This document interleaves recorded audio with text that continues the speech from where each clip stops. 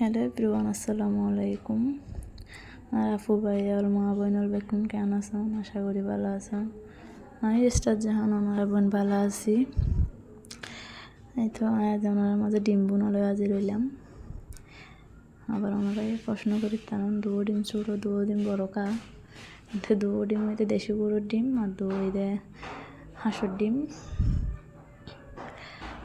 আজি ডিম বোনালে আজি রইলাম ওনার মাঝে।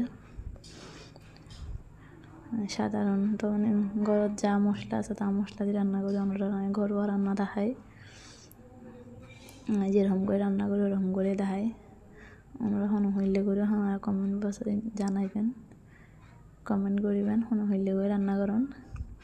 তো আর ডিম ভাজি তুলি লইলাম। এখন সাথে আলুগুলো কিনে লাল লাল হালকা লাল লাল করে ভাজি লইম। আর আলু ভাজা আলি ডিম বসাই দিম। এই তো আলু ভাজা শেষ। আর কি পেঁয়াজ তিন লাল করছুম হালকা করে। একে একে যত মশলাপাতি আছে বেকিন দিয়ে লইম, হালকা করে আগে কিনে পানি দিয়ে লইম, মানুষ মশলা ফুরি যাব।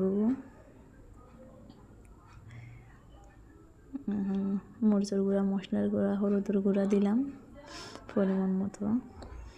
চারকুটি মূলাই আলুলাই যা যা যেদুর লাগবে এদুর করে দিলাম। পানি দিয়ে হসাই রাই হানারে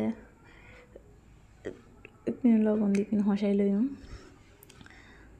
এখন হরবাই দেখে চামড়িচ দিয়ে পেলে পুলি গেলাম। এখন আবার অ্যাড করে লইলাম। মনে তাহলে নাই একখানা পেঁয়াজ করবার আগতে ভাজি লইতাম টমেটো সমস্যা নাই যাক। এই তো এখন কিনে হসাই লইলাম। এখন ডিম আলু বেকিং দিই আর কিনে হসাই জাস্ট। আর ডিম বোনামি গিয়ে অনেকখানি পানি দিয়ে আরেকখানি সিদ্ধ করে লইম। তো আমার ফাইনাল লুক দেখতে লাগাতে কিন্তু বহুত দূর আছে, কিন্তু বেশি দূর নাই। শুকনো শুকনো